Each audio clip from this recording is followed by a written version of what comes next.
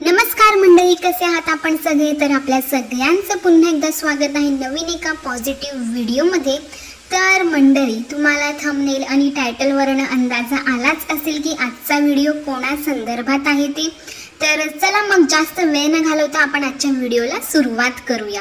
तर इंडिया आणि मी म्हणजेच आपल्या ज्या पूनमताई आहेत त्यांच्यावरती मी ऑलरेडी एक व्हिडिओ केला होता आणि त्यातलं 1-2 पॉईंटला धरून आपल्या ज्या फॅन्ड्री मावशी आहेत त्यांनी अख्खा 15-20 मिनिटाचा व्हिडिओ केला होता. तर मावशी, काय ना, तुमची ती सवय काही जाणार नाही. म्हणतात ना, कुत्र्याचं शेपूट वाकडं ते वाकडं, तसं तुमचं आहे बघा. तुम्हाला नेगेटिव्ह काही काढायला भेटत नाही माझ्या व्हिडिओमध्ये, त्यामुळे असे कुचकटपणे अगदी जळकेपणाने 1-2 पॉईंट काढले आणि त्याच्यावरती तुम्ही भूक भुकत होत्या कुत्र्यासारखं.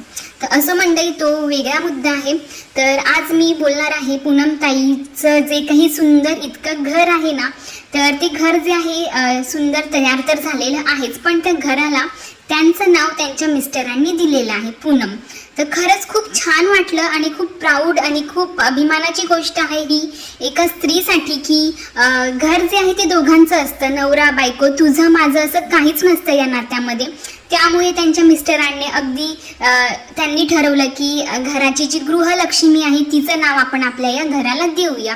तर मला तरी वाटत नाही की याच्यामध्ये चुकीचं असं काहीच नाही आहे. पण जसं की सवयीप्रमाणे आपल्या ह्या ज्या रोस्टर्स मावशा आहेत ना, यांना खूप जळकेपणा झाला. म्हणजे इतका त्यांचा जळफळाट झाला ना, अक्षरशः काय सांगू मी तुम्हाला.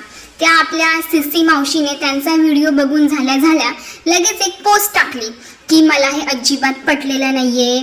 तिचा नवरा इतका काही कष्ट करतो, त्याचं नाव द्यायचं सोडून त्याने त्याच्या बायकोचं नाव दिलं, हे काय पटण्यासारखं नाहीये, असं तसं. आणि मग तिचे नसलेले अंधमंद भक्त, ते पण तिच्याच विचारांचे असणार, हो की नाही, ते पण येऊन तिकडे फुकत होते, स्वतःची भडास जळकेपणा तिकडे काढत होते. तर मला तुम्हाला सांगायचं आहे, तुम्ही एक स्त्री असून एका स्त्रीला जर इतका मान सन्मान तिच्या घरामध्ये मिळत आहे तर तुम्हाला त्रास का होत आहे बरं? मला तर वाटतंय तुमच्या नवऱ्याने किंवा तुमच्या सासरच्यांने तुमचं ना रॅशन कार्डवरती सुद्धा नाव नसेल टाकलेलं, त्यामुळे तुम्हाला इतका जळफळाट होत आहे ना की एवढ्या मोठ्या घरावरती त्या एका बाईचं नाव टाकलेलं आहे म्हणून.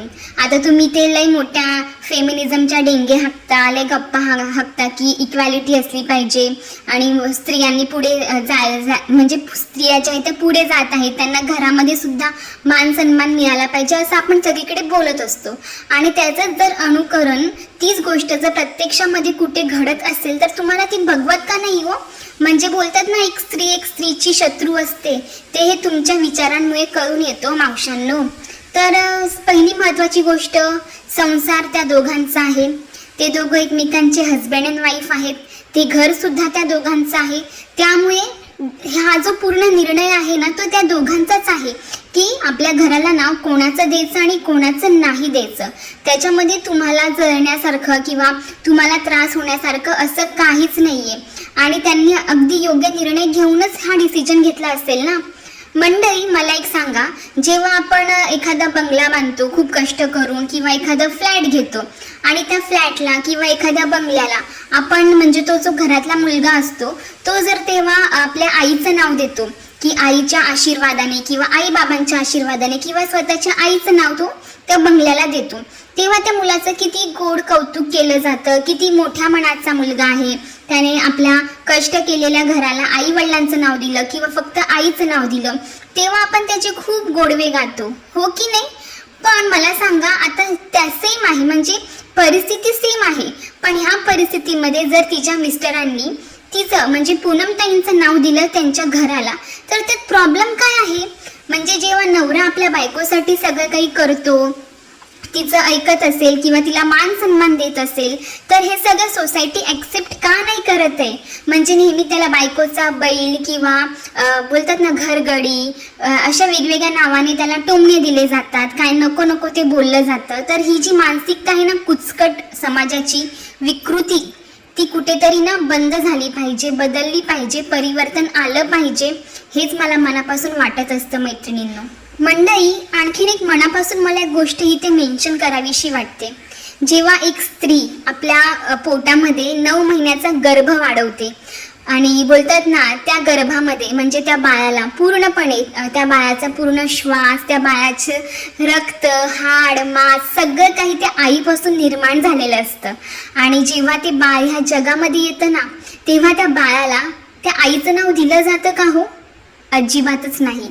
उलट तो वंश त्या नवऱ्याकडच्या वंशाने म्हणजे तो वंश जो आहे तो तिच्या माहेरचा सुद्धा नाही तर तिच्या नवऱ्याकडचा वंश तिने वाढवला आहे असं म्हटलं जातं. त्याचबरोबर त्या बाळाला आपल्या वडिलांचंच नाव दिलं जातं. आईचं नाव कुठे दिलं जातं का? कोणी म्हणतं का की ह्या अमुक एका बाईचा मुलगा आहे, तमुक एका बाईचा मुलगा आहे? नाही, त्याच्या वडिलांच्याच नावाने त्याला ओळख दिली जाते आज सुद्धा समाजामध्ये. म्हणजे ही किती खंताची गोष्ट आहे ना मैत्रिणींनो. एक स्त्री स्वतःचा जीव धोक्यात घालून स्वतः एक पुनर्जन्म घेऊन एका नवीन जीवाला जन्म देते. आणि किती सुंदर गोष्ट आहे ही एक मातृत्व. पण ते मातृत्व मिळवून दिल्यानंतर त्या स्त्रीचं काहीच अस्तित्व राहत नाही. चला आता तू मोकळी झाली, आता ते सगळं बाळ जे आहे ते आमचंच आहे, त्याच्यावरती सगळा हक्क आमचाच आहे. म्हणजे त्याचं नाव सुद्धा ते लोकच ठरवणार, त्याला पुढे काय करायचं आहे ते घरचेच लोक ठरवणार, त्याला म्हणजे पूर्ण त्याच्या डॉक्युमेंट्सवरती फक्त वडिलांचं नाव असणार. म्हणजे ही किती चुकीची गोष्ट आहे ना मंडळी. तर मावशांनो, तेव्हा तुमचं तोंड कुठे जातं हो बोलायला की नाही ते बाळ तर दोघांचं आहे, मग आईचं सुद्धा नाव दिलं पाहिजे बाळाच्या सगळ्या डॉक्युमेंट्सवरती. तेव्हा कुठे जातो तुमचा हा स्वाभिमान, अभिमान? जातो का चुलीमध्ये खायला? काय बाबा तुम्ही लोक. खरंच मंडळी, तुम्हाला एक गोष्ट सांगायची आहे. आपल्या गव्हर्नमेंटने असे काही रूल्स, असे काही लॉज बनवलेले आहेत, ते खूप वर्ष झाले ह्या गोष्टीला, की आता आपल्या मुलांच्या पूर्ण डॉक्युमेंट्सवरती वडिलांच्या सोबत आईचं सुद्धा नाव दिलं जाणार. आणि त्याची पण बरीचशी प्रोसेस असते.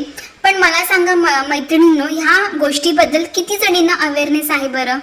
जास्त लोकांना याच्यावरती अवेअरनेस नाहीच आहे. आणि जरी एखादी एखाद्या स्त्रीने ठरवलं की माझं सुद्धा नाव माझ्या मुलाच्या डॉक्युमेंट्सवरती असणं गरजेचं आहे, पण तिची जी धडपड असते ना ती खूप असते आणि खूप आटापिटा करावा लागतो, खूप सारे डॉक्युमेंट्स जमा करावे लागतात. आणि ते जे असतात ना तिथे बसलेले गव्हर्नमेंट ऑफिसेस मधले जे माणसं असतात ते सुद्धा लवकर ॲक्सेप्ट नाही करत. ते जे बनलेले आहेत ना रूल्स, रेग्युलेशन, कायदा, ते फक्त कागदावरतीच आहे हो. त्याची अंमलबजावणी अजूनही नाही झालेली इतक्या प्रमाणामध्ये. खूप 1% अशा स्त्रिया आहेत ना त्या पुढे येऊन अगदी हक्काने आपल्या स्वतःचं नाव जे आहे ते आपल्या मुलांच्या डॉक्युमेंट्सवरती आटापिटा करत असतात, धडपड करत असतात. तर खरंच त्या स्त्रियांचं कौतुक आहेच हो. पण जिकडे आता फक्त घराची गोष्ट आहे की पूनमताईंच्या मिस्टरांनी तिचं एक नावाची फक्त पाटी घराला लावलेली आहे, त्यावर नाही ह्या बायका इतक्या चर्चा करत आहेत, इतकं त्यांचा जळफळाट होत आहे. म्हणजे किती खालच्या लेवलच्या ह्या बायका आहेत ना, तुम्ही विचार करू शकता. अहो, या अशा विचारांच्या बायकामुळेच स्त्री जी आहे ना पुढे जाऊ शकत नाहीये. तिला खरं फ्रीडम आहे ना, मान सन्मान तो मिळत नाहीये. आणि या अशा विचारांच्या बायकांमुळेच घरं जी आहेत ना तुटतात, फुटतात.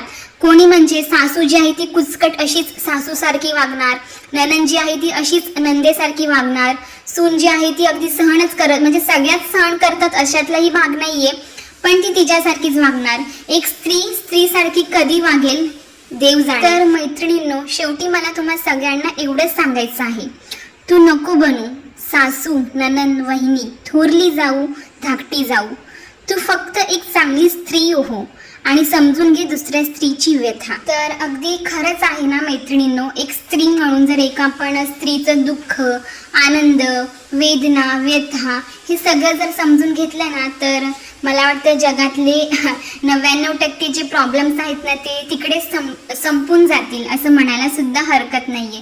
आणि का बरं आपण म्हणजे एखादा नवरा जर आपल्या बायकोला इतका आदर, प्रेम, सन्मान देत असेल तर त्या चुकीचं असं काहीच नाहीये. आणि आता फेमिनिझमच्या जर आपण गप्पा गोष्टी करतो, इतकं आपण फेमिनिझमवरती बोलतो, तर त्याच्यामध्ये इक्वॅलिटी ही येतेच की स्त्री पुरुष समानता ही असली पाहिजे. म्हणजे जसं आता पुरुष पुढे जात आहे तशीच संधी स्त्रियांना पण भेटली पाहिजे, ती भेटतच आहे म्हणा. तर मला सुद्धा असं कुठेतरी वाटतं की ठीक आहे पूनमताई, तुम्हाला आता ह्या बायका इतक्या काही बोलत आहेत ना, तर तुम्ही नक्कीच दादांचं सुद्धा नाव जे आहे ते नक्की त्या पाठी, तुमचं जे नाव आहे ना त्याच्या खाली नक्की द्या.